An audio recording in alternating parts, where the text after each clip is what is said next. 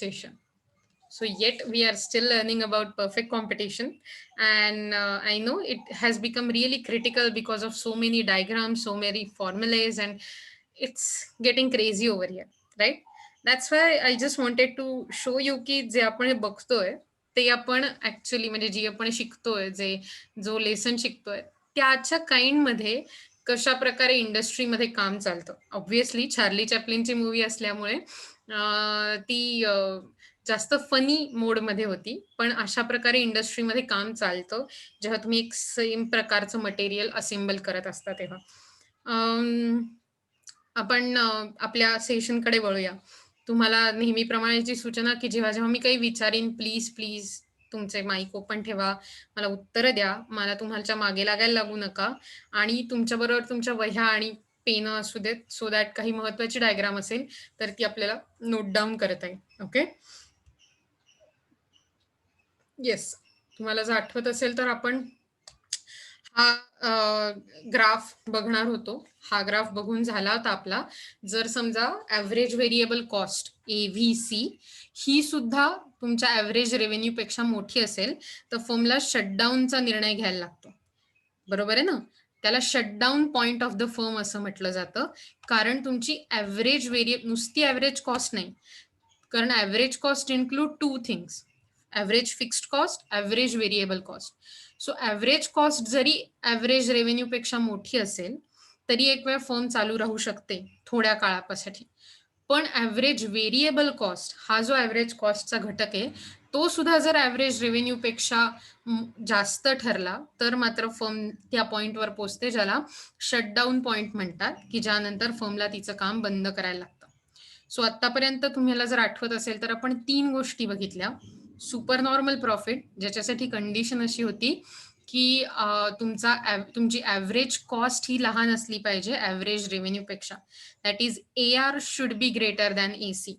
नंतर normal profit, ज्याच्यासाठी आपल्याला अशी कंडिशन होती AR should be equal to AC, म्हणजे average revenue should be equal to average cost normal प्रॉफिटला.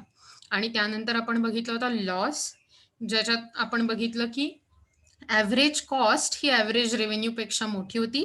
That is AC is greater than AR, but average variable cost हा जो छोटा component असतो ॲव्हरेज कॉस्ट मधला, हा मात्र ॲव्हरेज रेव्हेन्यू पेक्षा लहान होता, कमी होता. त्यानंतर आपण शटडाऊन पॉइंट बघितला होता ज्यात ॲव्हरेज व्हेरिएबल कॉस्ट ही मोठी होती ॲव्हरेज रेव्हेन्यू पेक्षा आणि त्यामुळे फर्मला बंद व्हायला लागलं किंवा फर्मचं कामकाज बंद करायला लागलं. आता ह्याच्या पुढचं आपण बघायला जाणार आहोत. All these above mentioned situations can be explained in one single diagram as shown below. म्हणजे या सगळ्या प्रकारच्या सिच्युएशन आपल्याला फक्त एका डायग्राम मधून बघता येतात. तुम्ही काढताय ही डायग्राम माझ्या बरोबरीने. मी तुम्हाला जसं सांगते तसं म्हणजे तुम्ही काढायला सुरुवात करा. एक्स ॲक्सिसवर क्वांटिटी आहे, quantity to be produced. Y ॲक्सिसवर प्राइस, रेव्हेन्यू, कॉस्ट या सगळ्याच दिसतात.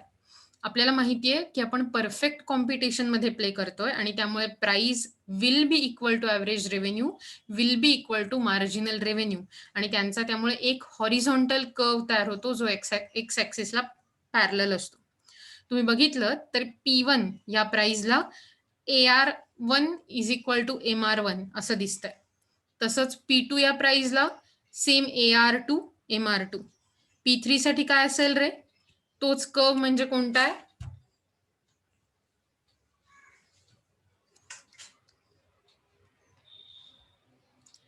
हा जो P3चा कर्व आहे हाच कर्व पुढे जाऊन म्हणजे हाच कर्वला आपण म्हणतोय AR3 MR3. तसं P4 साठी काय असणार आहे? Price 4 is equal to AR4 MR4. तुम्हाला माझा आवाज ऐकू येतोय रे नीट? Yes ma'am. Very good. तुमची डायग्राम काढून झाली म्हणजे मग मी पुढचं शिकवायला लागणार आहे. झाली काढून? ओके, तोपर्यंत मला तुम्हाला सांगू दे. हा जो कर्व दिसतोय तो MC कर्व आहे आणि तुम्ही बघू शकता की हा जो MC म्हणजे मार्जिनल कॉस्टचा कर्व आहे त्याने AR1 म्हणजे ॲव्हरेज रेव्हेन्यू 1, त्यानंतर किंवा MR1, MR2, MR3, MR4 या सगळ्याच्या सगळ्या कर्वना खालून कट केलंय आणि डेफिनेटली आपल्याला हे दिसू शकतात पॉइंट E1 की ज्या पॉइंटला MR इक्वल टू MC1 आहे. MR1 is equal to MC असं दिसतंय. म्हणजे आपण असं म्हणू शकतो की MR is equal to MC. Also MC curve is cutting MR1 curve from the below. दोन कंडिशन इक्विलिब्रियमच्या MC is equal to MR आणि MC कर्वने खालून कट केलं पाहिजे MR कर्वला. या पॉइंटला तुम्ही जर बघितलं तर त्या दोन्ही कंडिशन फुलफिल होताना दिसतात. बरोबर, हे बघा E1 पॉइंटला खालून कट झालाय आणि या पॉइंटला correct MR is equal to MC आहे. सेम तसंच MR2 साठी MC is equal to MR2. Point कुठला इक्विलिब्रियमचा सांगा बरं. E2, कारण MR2 आणि MC हे दोन्ही E2 पॉइंट मध्ये एकमेकांना छेदतात. तसंच मग MR3 आणि MC साठी कोणता पॉइंट आहे सांगा. E3. Very good. आणि MR4 साठी E4. Very good. सो म्हणजे तुमच्या आता लक्षात आलं पाहिजे की आपल्याला इथे 4 वेगवेगळे इक्विलिब्रियम दिसत आहेत. E1, E2, E3, E4. आणि त्याप्रमाणे 4 वेगवेगळ्या इक्विलिब्रियम आउटपुटच्या क्वांटिटीज आणि इक्विलिब्रियमच्या प्राइस पण मिळतात. सो E1 पॉइंटवर तुम्ही मला सांगू शकता की E1 पॉइंट वरती कुठली प्राइस आहे रे. E4. E1 साठी प्राइस आहे P1. करेक्ट. आणि क्वांटिटी कोणती आहे Q1. करेक्ट. Q1. आता तसं E2 साठी सांगा प्राइस काय आहे P2. करेक्ट. आणि क्वांटिटी काय आहे Q2. Very good. पुढे चला E3 साठी P3. करेक्ट P3 आणि क्वांटिटी आहे Q3 राईट. E4 साठी प्राइस आहे P4 आणि क्वांटिटी आहे Q4. तुम्हाला बेसिक स्ट्रक्चर लक्षात आलं ग्राफचं. यात आता आणखीन एक 2 कर्व त्यांनी जे ऍड केलेत जे आपल्याला पाहायला लागणार आहेत ते कर्व असेल हा, that is average variable cost curve. Okay. आणि दुसरा आहे ऍव्हरेज कॉस्ट कर्व. येते लक्षात. आणि आता या सगळ्यांचा आपण असं म्हणू शकतो की या सगळ्यांच्या थ्रू आपण ज्या तिन्ही कंडिशन बघितल्या आधी त्या सगळ्या कंडिशन बद्दल माहिती घेणार. ओके. आता होपफुली तुमची डायग्राम काढून झाली असेल असं मला वाटतंय. So when the price is above the average total cost, म्हणजे जेव्हा प्राइस ही AC च्या वर असते, ऍव्हरेज कॉस्टच्या वर असते, तर मला सांगा ऍव्हरेज कॉस्टच्या वर आपल्याला कुठला इक्विलिब्रियम दिसतोय रे. ऍव्हरेज कॉस्टच्या कर्वच्या वरती वरच्या बाजूला म्हणजे ऍव्हरेज कॉस्टच्या पेक्षा जास्त असा कोणता इक्विलिब्रियम दिसतोय आपल्याला. नीट बघा बरं diagram. Correct. Very good. E4 चा इक्विलिब्रियम दिसतोय. So when the price is above average cost, the firm makes excess profit, ज्याला आपण सुपर नॉर्मल प्रॉफिट म्हणतो. बरोबर. The firm makes excess profit when the price is, आपल्याला आता कळलं की हा जो पॉइंट आहे राईट, एक सेकंड, हा जो पॉइंट आहे हा पॉइंट ऍव्हरेज कॉस्ट पेक्षा वरचा आहे. म्हणजेच ह्याला बॅकला जोडणारी प्राइस कोणती आहे P4. म्हणजे आपण म्हणू शकतो OP4 ही प्राइस असताना आणि OQ4 एवढी क्वांटिटी लेवल, एवढ्या क्वांटिटीचं किंवा एवढ्या लेवलचं आउटपुट प्रोड्यूस करताना आपल्याला इक्विलिब्रियम पॉइंट कोणता मिळालाय E4. Correct. So at this point MR equal to MC. So या पॉइंटला E4 ला MR इक्वल टू MC आहे आणि AR is greater than AC. म्हणजे AR ऍव्हरेज रेव्हेन्यू बघा AR4 हा म्हणजे हा जो आडवा कर्व दिसतोय तो हा आपल्या ब्लू कर्वच्या AC ऍव्हरेज कॉस्ट कर्व पेक्षा मोठा आहे. सो मला सांगा जेव्हा average revenue is greater than average cost अशी कंडिशन असते तेव्हा आपल्याला काय कोणत्या प्रकारचा प्रॉफिट मिळतो. Super normal profit. Very good. Super normal super profit, normal. ज्याला इथे त्यांनी म्हटलंय excess profit also. Super normal. Very good, एकदम करेक्ट. आता दुसरा पॉइंट बघा. सो तुम्हाला कळलं आपल्याला सुपर नॉर्मल प्रॉफिट या ग्राफवर कसा मिळालाय ते. आता बघा, when the price is equal to the average cost, म्हणजे जेव्हा प्राइस आणि ऍव्हरेज कॉस्ट, म्हणजे बघा P3 ही प्राइस पकडा आणि ऍव्हरेज कॉस्ट इकडे एकत्र आहेत का रे? या पॉइंटला एकत्र मिळतात का E3 ला? बरोबर आहे की नाही? इथे सगळे कर्व एकत्र मिळाले. AR, MR, P3, MC, AC सगळे कर्व E3 ला. सो जेव्हा तुमची ऍव्हरेज कॉस्ट आणि प्राइस हे इक्वल असतात, the firm gets normal profit. म्हणजे थोडक्यात सगळे कर्व एकत्र असतील तेव्हा आपल्याला कोणत्या प्रकारचा प्रॉफिट मिळतो? Normal profit. Correct, normal profit. आणि मग अशा वेळी जेव्हा नॉर्मल प्रॉफिट मिळतो तेव्हा आपली या E2 पॉइंटवर प्राइस किती असली पाहिजे? आपली इक्विलिब्रियम प्राइस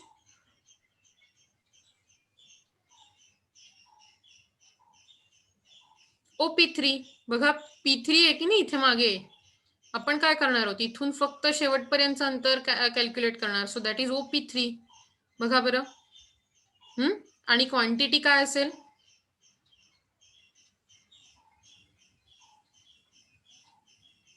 E2 च्या खाली जोडणारी कोणती क्वांटिटी आहे? Q3 ना. म्हणजे OQ3. बेसिक मी तुम्हाला तेच सांगते. असा विचार करा की स्कॉलरशिपच्या एक्झामला बसलाय आणि तुम्हाला फक्त त्या ग्राफवरनं उत्तर लिहायचे, तर तुम्ही लिहू शकाल की नाही? मी तुम्हाला त्याचं बेसिक तत्व सांगतेय, तुम्ही मला त्याची उत्तरं सांगा. ओके. मगाशी म्हटल्याप्रमाणे जेव्हा ऍव्हरेज रेव्हेन्यू पेक्षा ऍव्हरेज कॉस्ट मोठी असते, whenever average revenue is greater than average cost, then you will get super normal profit, that is at point E4. Okay. So मी तुमच्यासाठी असं इथे लिहून ठेवते SN म्हणजे super normal profit. Okay. At point E3 we know that P3 is equal to MC is equal to AC. At point E3, MC is equal to AC is equal to P3 is equal to AR3 is equal to MR3. हे सगळे equal आहेत, म्हणजेच आपली average cost आणि price हे एकमेकांना equal आहेत. आणि म्हणून जेव्हा प्राइस आणि ऍव्हरेज कॉस्ट एकमेकांना इक्वल असतात, whenever price and average cost are equal with each other, then we can say that firm will get normal profit. तुमच्या लक्षात येतंय? Yes ma'am. Okay. Let's go ahead. बघूया बरं हे चित्र पुढे किती कसं काय दिसतंय. या मला माहिती आहे तसंच दिसणार आहे, पण मी तरी अजून हे काढणार नाहीये कारण खूल मी इकडे काढलं ऑलरेडी. Just a minute.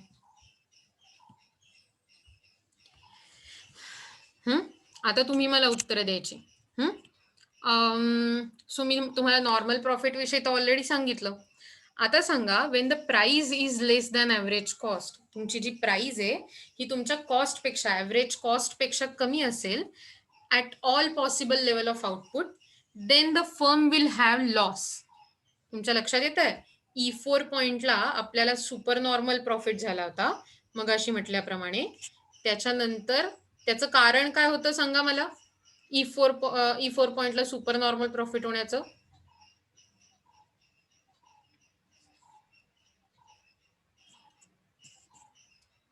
आठवत नाही अजूनही का? लक्षात नाही येत? Average revenue greater than average cost. Very good, amazing amazing. Average revenue हा जो आहे तो ग्रेटर दॅन ऍव्हरेज कॉस्ट आहे. Average revenue is very good, exactly. आता मला सांगा बरोबर. आता मला सांगा E3 पॉइंटवर नॉर्मल प्रॉफिट होण्याचं काय कारण आहे आपल्याला?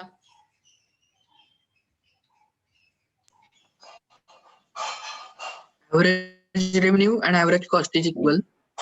Very good. So average revenue आणि ऍव्हरेज कॉस्ट इथे इक्वल आहे. जर तुम्ही बघितलं तर AR3 आणि AC हे या पॉइंटला इक्वल दिसतात आणि म्हणून आपण असं म्हणू शकतो की नॉर्मल प्रॉफिट होईल फर्मला. आता मला तुम्हाला पुढचा प्रश्न असा विचारायचा आहे की E2 पॉइंटला आपल्याला लॉस होईल असं म्हटलंय. का लॉस होईल सांगू शकाल का तुम्ही मला? Average cost is greater than average revenue. Very good. बघा बरं, ऍव्हरेज कॉस्टचा हा जो आपल्याला कर्व दिसतोय तो वरती आहे की नाही E2 पॉइंटच्या म्हणजे AR2च्या, आणि म्हणून असं म्हणायला लागतं की average revenue is less than average cost, किंवा सिम्पली सेइंग आपली जी कॉस्ट आहे ती ग्रेटर आहे रेव्हेन्यूच्या, आणि म्हणून लॉस होणार आहे. आता पॉइंट उरतो इवन पॉइंट, बरोबर. मला सांगा इवन पॉइंटला आपण कुठलं नाव म्हणतो रे, तुम्हाला आठवतंय का?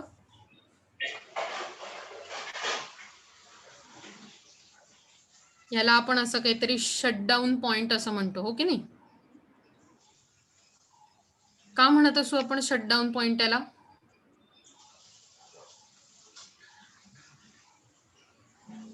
कारण आपला जो ऍव्हरेज रेव्हेन्यू आहे ना, तो ऍव्हरेज व्हेरिएबल कॉस्ट पेक्षा आणि ऍव्हरेज कॉस्ट पेक्षा दोन्ही पेक्षा कमी आहे. बघा बरं, ई पॉइंट वरती हे दोन्ही कर्व, ऍव्हरेज व्हेरिएबल कॉस्टचा पण आणि ऍव्हरेज कॉस्टचा पण, दोन्ही वरती आहेत. म्हणजे आपली कुठल्याही प्रकारची कॉस्ट रिकवर होत नाहीये, आणि म्हणून फर्मला शटडाऊन व्हायला लागणार. So that is shutdown point. जर P1 क्वांटिटीला Q1 OQ1 एवढे क्वांटिटी आउटपुट केली तर आपल्याला तो शटडाऊन पॉइंट असेल. लक्षात येत आहे तुमच्या नक्की? Yes, ma'am. Yes, ma'am. So आता आपण Yes, हे वाचूया काय ma'am. लिहिलंय ते. होपफुली तुम्हाला लक्षात आलं नसेल तर ते आणखीन क्लिअर होऊन जाईल. मॅम एकदा परत सांगा. ओके, कुठून सांगायला हवंय परत सांग मला, कुठलं नाही लक्षात आलंय? लास्ट पार्ट जिथे लॉस दाखवला होता तिथे, सॉरी शटडाऊन पॉइंट दाखवला होता तो. Yes ma'am so shutdown point हा आपण असं म्हटलं त्या पॉइंटला जेव्हा तुमचा ऍव्हरेज रेव्हेन्यू, बघा बरं का, ऍव्हरेज रेव्हेन्यूचा हा जो कर्व आहे तो सगळ्यात छोटा आहे, त्याच्या वरती ऍव्हरेज व्हेरिएबल कॉस्टचा कर्व आहे, त्याच्या वरती ऍव्हरेज कॉस्टचा कर्व आहे, बरोबर. म्हणजे जरी इवन पॉइंटवर इक्विलिब्रियम होत असेल आणि आपण सगळ्या कंडिशन्स फुलफिल केल्या तरी फर्मला प्रॉफिट होत नाहीये, कारण आपला जो ऍव्हरेज रेव्हेन्यू म्हणजे ऍव्हरेज इन्कम आहे ते आपल्या व्हेरिएबल कॉस्ट पेक्षा किंवा ऍव्हरेज कॉस्ट पेक्षा सुद्धा कमी आहे. याचा अर्थ आपण कुठच्याही प्रकारे आपली जी कॉस्ट आहे ती आपल्या फंक्शनिंग मधून, फर्मच्या ऑपरेटिंग मधून रिकवर करू शकत नाही होत, आणि म्हणून आपण असं म्हणतो की इथेही लॉस होतोय E2 पॉइंटवर. ओके, हा पॉइंटचाही लॉस आहे, पण यात काय होतंय माहितीये का, ऍव्हरेज कॉस्ट आणि ऍव्हरेज व्हेरिएबल कॉस्ट या दोघांमध्ये अंतर आहे. म्हणजे ऍव्हरेज कॉस्ट रिकवर होत नाहीये पण ऍव्हरेज व्हेरिएबल कॉस्ट रिकवर होतीये, जी फिक्स्ड कॉस्ट आपण म्हणतो उरलेली ती रिकवर होत नाहीये. सो लॉंग टर्म मध्ये ती रिकवर होईल असा आपण होप ठेवू शकतो आणि आपण फर्मला बंद करायला काही गरज नसते. पण जर समजा तुम्ही अशा पॉइंटला पोहोचलात की ज्या पॉइंटवरनं आपली व्हेरिएबल कॉस्ट पण रिकवर होत नाहीये, कारण इवन पॉइंटवर बघा व्हेरिएबल कॉस्ट पण वर आहे आणि ऍव्हरेज कॉस्ट पण वर आहे, बरोबर आहे राईट? तुमच्या लक्षात येत आहे? जर ग्राफ मध्ये एखादी गोष्ट वर असेल तर आपण म्हणतो ती मोठी आहे, म्हणजेच इथे ऍव्हरेज रेव्हेन्यूच्या कर्व पेक्षा हा जो दिसतोय तो आपला average variable cost, average cost हे दोन्ही कर्व वरती आहेत म्हणजे मोठे आहेत, आणि म्हणजेच ऍव्हरेज रेव्हेन्यू पेक्षा ऍव्हरेज व्हेरिएबल कॉस्ट आणि ऍव्हरेज कॉस्ट ही मोठी आहे, म्हणजेच फर्मला कुठच्याही प्रकारचा खर्च रिकवर करता येत नाहीये, आणि म्हणून फर्मने हुशारीचा निर्णय घ्यायला हवा आणि त्यांनी शटडाऊन करायला हवं. येतंय लक्षात आता? हो. Very good. सो एकदा मी हे रीड आउट करते, तेच सगळं लिहिलंय पण इंग्लिशमध्ये डेफिनेटली, आणि म्हणजे तुम्हालाही लक्षात येईल. मी जे जे बोलते ते तुम्ही काढलेल्या डायग्राम वरून समजण्याचा प्रयत्न करा. आपण 2 पॉइंट ऑलरेडी बघितलेत E4 आणि E3 साठी. When the price is less than average cost at all possible output levels, there will be losses in the firm.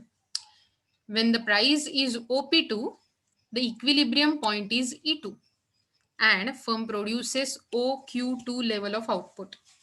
At this point of equilibrium, the firm covers all the average variable costs and not average cost at E2. म्हणजे वेगवेगळ्या प्रकारची सगळी variable cost cover करता आली फर्मला, कारण variable कॉस्टचा curve खाली आहे, पण नुसती ऍव्हरेज कॉस्ट रिकवर करता आली नाही. दस द फर्म सफर्स लॉसेस. हे झालं E2 पॉइंट साठी. आता E1 पॉइंट साठी वाचूया. when the price is less than average variable cost AVC. बघा, प्राइस ही ॲव्हरेज व्हेरिएबल कॉस्ट पेक्षा कमी आहे, म्हणजेच ॲव्हरेज रेव्हेन्यू हा सुद्धा कमी आहे ॲव्हरेज व्हेरिएबल कॉस्ट पेक्षा. The firm will increase the the firm will cease to produce, म्हणजे फर्म प्रोड्यूस करणं बंद करेल, आउटपुट निर्माण करणं, मॅन्युफॅक्चर करणं बंद करेल. When the price is OP1, the equilibrium point is even, and the firm faces huge losses as it fails to cover even its current business expenses, and it will shut down at this price level. So average variable cost म्हणजे current जे खर्च असतात, म्हणजे अगदी stationery हवी आहे इथपासून पाणी, लोणी, जे काही असतील फर्मचे कॉस्ट आहे, तेही कव्हर होत नाहीये, आणि म्हणून फर्मला बंद करणं गरजेचं आहे या एवढ्या लो प्राइस लेवलवर. तुमच्या लक्षात आली हे डायग्राम नक्की? हो. पुढे जाऊया. Yes ma'am. येस, मला माहितीये तुमच्यासाठी खूप साऱ्या डायग्राम, खूप साऱ्या गोष्टी आहेत. आपण असं करूया, छोट्या छोट्या ब्रेक मधून करूया. ओके, आता बघा, ह्या पुन्हा वेगवेगळ्या टाईपच्या काय म्हणू, short run equilibrium under differential cost condition असं आहे. म्हणजे जेव्हा वेगवेगळ्या प्रकारच्या कॉस्ट असतात फर्म मध्ये चालू, तेव्हा कसं फर्मला बघायला लागेल ते. पण लक्षात ठेवा, हे खूप काही वेगळं नाहीये जे आपण आधी बघितलंय ते. जर आपल्याला आधी बघितलेल्या गोष्टी लक्षात राहिलेल्या असतील तर तुम्हाला हे पण लक्षात यायला हवं. ओके, आपण वाचायला सुरुवात करूया. मी तुम्हाला एक एक डायग्राम जर काढायची वेळ आली तर सांगीन, आत्तापासून काढू नका. एक्स ऍक्सिस वर आउटपुट आहे आणि वाय ऍक्सिस वर पुन्हा प्राइस, कॉस्ट, रेव्हेन्यू आहे. The short run equilibrium of firms under different cost condition implies all the firms have differences in quality of raw material, production techniques, efficiency, etc. So जेव्हा आपण असं म्हणतो की short run equilibrium मध्ये वेगवेगळ्या फर्म्सच्या cost condition, म्हणजे खर्चाचा प्रकार किंवा खर्चाची पद्धत ही वेगळी आहे, तर तेव्हा आपण असं म्हणत असतो की ती फर्म ला मिळणारी रॉ मटेरियल, ते जे टेक्निक वापरतात प्रोडक्शनसाठी, ते टेक्नॉलॉजी जी वापरतात ती, जे वर्कर्स काम करतात त्यांची एफिशियन्सी, मशीन काम करतात त्यांची अप टू डेट कंडिशन, ह्या सगळ्या गोष्टींमध्ये खूप फरक आहे.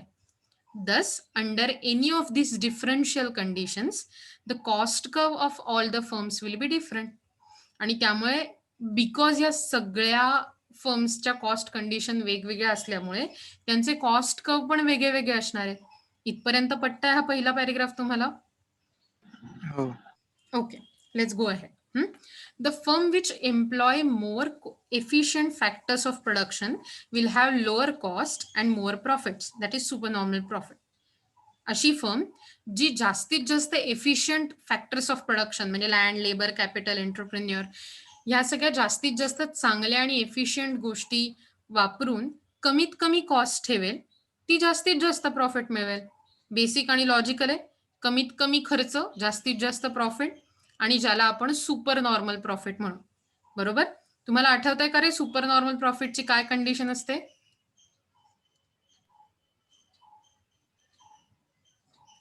काय कशापेक्षा greater? Average revenue greater than average cost. Very good. AR should be greater than average cost. The AC. Very good. So म्हणजे त्या फर्मला ज्यांच्याकडे जास्तीत जास्त एफिशियन्सी आहे त्यांना सुपर नॉर्मल प्रॉफिट मिळेल.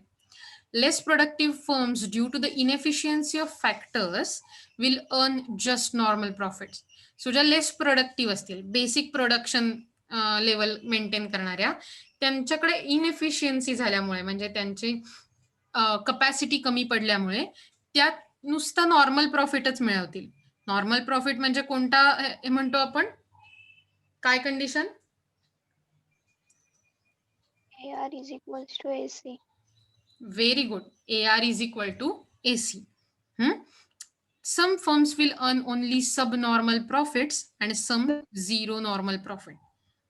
म्हणजे काही फर्म या सबनॉर्मल प्रॉफिट मिळवतील आणि काही फर्म मात्र झिरो नॉर्मल प्रॉफिट म्हणजे शून्य नॉर्मल प्रॉफिट मिळवतील. while firms having very inefficient factors of production will incur heavier losses, will tend to quit the industry. मग मला सांगा लॉस ऑकर होणं म्हणजे काय कंडिशन असते रे?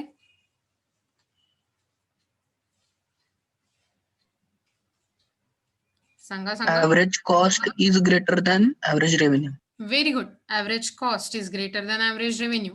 अगदीच करेक्ट आहे. आणि आता शेवटची कंडिशन, फर्मला कधी सोडून जावं लागेल मार्केट, त्याची कंडिशन काय असते? Average revenue less than average variable cost. Very good. Average revenue is less than average variable cost and again less than average cost also. So तुम्हाला लक्षात आलं हे चांगलं असं मी म्हणू शकते, ज्यांनी उत्तरं दिलेत त्यांनी, आणि होपफुली ज्यांनी दिली नाहीयेत त्यांच्या पण. बरोबर. मग आता मी तुम्हाला एक टास्क देते. तुम्हाला या डायग्राम मध्ये फर्म ए, फर्म बी, फर्म सी आणि फर्म डी अशा 3 गोष्टी दिसत आहेत. मला सांगा फर्म ए मध्ये आपल्याला कशा प्रकारचा प्रॉफिट होणार आहे की लॉस होणार आहे रे? किंवा तुम्ही मला प्रॉफिट होणार आहे. कशा प्रकारचा प्रॉफिट?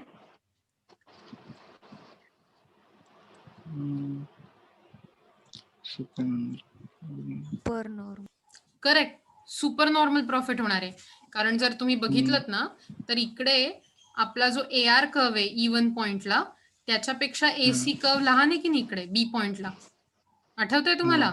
म्हणजे AR is greater than AC म्हणजे सुपर नॉर्मल प्रॉफिट. आता मला सांगा मग लॉस वाला रिजन कोणता आहे? इन द सेन्स लॉस वाला कोणती फर्म आहे? From D. Firm D. बरोबर. फर्म डी ला पण लॉस होणार आहे. पण आपण नुसतं लॉस म्हणतोय, शटडाऊन पॉइंट नाही. तर From C. करेक्ट. तुमच्या एकदम नीट लक्षात आलंय की, कारण बघा या पॉइंटला E3 पॉइंटला आपली ऍव्हरेज कॉस्ट वर आहे ऍव्हरेज रेव्हेन्यू पेक्षा, पण ऍव्हरेज व्हेरिएबल कॉस्ट कमी आहे. त्यामुळे इथे फक्त लॉस होईल. वेरॅज इकडे बघा ऍव्हरेज व्हेरिएबल कॉस्ट पण वर आहे आणि ऍव्हरेज कॉस्ट पण वर आहे या इक्विलिब्रियम पॉइंट पेक्षा. म्हणजे शटडाऊन पॉइंट होईल की नाही? हा. आणि त्यामुळे आता उरते एकच डायग्राम, म्हणजे नॉर्मल प्रॉफिट कुठल्या याच्यात होईल? D. Very good. Firm बी B. फर्म मध्ये. सो तुमच्या लक्षात आलं? फर्म बी. मी तुम्हाला जे म्हणत होते ते की जर समजा आपण आधीचं फाउंडेशन क्लिअर केलं असेल तर हे शिकणं बिलकुलच अवघड नाहीये. बरोबर. आता बघा त्यांनी खाली काय लिहिलंय. Firm A earns excess profit किंवा super normal profit. Firm B earns normal profit. Firm C incurs bearable loss PE3FL. म्हणजे त्याचं रिजन काय असणार आहे? PE3 तो बी आहे, बी असणं अपेक्षित आहे. PE3BL आणि BA असा तो लॉसचा रिजन आहे. whereas since the price covers variable cost plus part of fixed cost, firm D finds a loss unbearable as it fails to recover even running expenses, that is variable cost of the business. म्हणजे फर्मला त्या D फर्मला मात्र मार्केटमधून निघून जायला लागेल. Okay. मग मला सांगा आता हे डायग्राम काढायची गरज आहे का रे तुम्हाला? नाही. खरं तर मी तुम्हाला म्हणणार होते नाहीये गरज, कारण तुमच्याकडे कदाचित पुस्तक असू शकतं आणि मी हे तुम्हाला पाठवणार आहे. सो तुम्ही जेव्हा तुम्हाला जर वहीत तुमच्या रेफरन्ससाठी हवी असेल तेव्हा मी जेव्हा नोट्स पाठवीन तेव्हा ती काढून घ्या. बाकी तर तुम्ही सगळं ओळखलंच आहेत की आता. उलट आपण आता जे काही बघितलं, तुम्ही मला जे काही सगळं सांगितलं तेच खूप सारे इंग्लिशमध्ये इथे लिहिलंय. बरोबर. मग मला सांगा की बाय द वे आपलं लेक्चर 4 मिनिटात संपणार आहे, पण आपण खूपच थोडं बघतो एका लेक्चरला. तुमच्या लक्षात येतं रे, आपण खूपच 1, 2, 3 स्लाइड बघतो फक्त. तर आपल्याला परत जॉईन करायला लागणार आहे. थोड्या वेळासाठीच मी लेक्चर घेणार आहे, कारण अजून आपल्याकडे वेळ आहे आपल्या लेक्चरच्या टाइमचा. सो हे जेव्हा लेक्चर संपेल तेव्हा तुम्ही परत जॉईन व्हा. मी एकाच लेक्चरच्या बरं ठीक आहे, मी तुम्हाला आता अटेंडन्स शीट देते या लेक्चरची आणि मग नंतर आपण परत दुसऱ्या लेक्चरची मी तुम्हाला परत दुसऱ्यांदा देते. Will that be okay? Yes ma'am. आणि मला सांगा पुढच्या लेक्चरची सुरुवात कुठल्या व्हिडिओने करायची, म्हणजे मग मी तुम्हाला ती व्हिडिओ प्ले करून ठेवेन. आपण शोधू तोपर्यंत सापडते का मला. जी तुम्हाला चांगली वाटेल ती.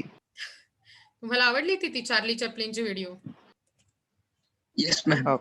Yes, ma'am. मग तुम्ही मला टाका तुमच्याकडे आवडीच्या असलेल्या एखाद्या व्हिडिओज, आपण तुमच्या लेक्चरमध्ये प्ले करूया त्या मस्तपैकी. काय म्हणता तुम्ही? मला कसं कळणार तुम्हाला काय आवडतंय ते? आता मी माझ्या आवडीचे तुम्हाला दाखवते. ओके, मी तुम्हाला अटेंडन्स शीट टाकली आहे. तुम्ही आत्ता सुद्धा जर समजा मला टाकलीत एखादी व्हिडिओ, तर आपण पुढचं लेक्चर सुरू करताना ती लावू शकतो. तोपर्यंत मी तुमच्यासाठी स्क्रीन ओपन ठेवली आहे. हा जो पॅच आहे ना, तो आपण अख्खा बघितलाय आता मागच्या, तुम्हाला जर आठवत असेल तर या डायग्राम मध्ये तुम्हीच मला सगळी उत्तरं दिली. सो एकदा वाचून घ्या आणि मग आपण आपोआपच पुढचं बघायला सुरुवात करू, लॉंग रन इक्विलिब्रियम. वाचून घ्या बरं तोपर्यंत. मी तुमच्यासाठी ओपन ठेवलंय आणि मी वाचते पण प्लीज लक्ष द्या. During the short period at OP market price, firm A attains equilibrium at E1 by producing OQ1 level of output. At equilibrium point E1, average revenue is greater than average cost. Because of costs of lower level, okay, नुहिद का attendance लगवाना है, ठीक है, मुझे remind कर दो, okay, एक बार. Because of costs of lower level, it earns PE1BC amount of supernormal profit. At the same price, OP, तुमच्यापैकी कुणीतरी लावा बरं नुहिद मिरकरचा attendance. The firm B attain equilibrium at point E2 by producing OQ2 level of output. At the equilibrium E2, the price MC, MR, AC, AR हे सगळे equal आहे. It does earns normal profit only. So आपण बघू शकतो दोन्ही diagram A आणि बी, ज्याच्यात आपण ऑलरेडी बघितलं एकात सुपर नॉर्मल प्रॉफिट होतोय आणि दुसऱ्यात मात्र नुसता नॉर्मल प्रॉफिट होतोय. The firm C produces OQ3 level of output at the price OP. At equilibrium point E3, the firm's MC, marginal cost, is equal to marginal revenue, but average revenue is less than average cost. आपण बघू शकतो की AR is less than AC आणि त्यामुळे more than AVC. पण average revenue जो आहे तो ॲव्हरेज व्हेरिएबल कॉस्ट पेक्षा मात्र मोठा आहे. So firm thus cover its variable cost and a part of fixed cost too. But the firm C remains in the business despite of losses incurred, PE2BA. But the firm D finds that at OP ruling market price, OP1 ज्याला आपण OP price म्हटलंय तिथे, the revenue curve is much below the AVC and that's why it fails to cover the current business expenses and it will have to shut down. So मला वाटतं आपण हे already बघितलंय की ए ला सुपर नॉर्मल प्रॉफिट, बी ला normal, C ला loss आणि डी ला शटडाऊन. आणि आपण पुढच्या लेक्चरमध्ये त्याच लिंकवर जॉईन होणार आहोत लॉंग रन इक्विलिब्रियम बघण्यासाठी. Okay, so see you there. Bye bye. Join व्हा बरं सगळ्यांनी.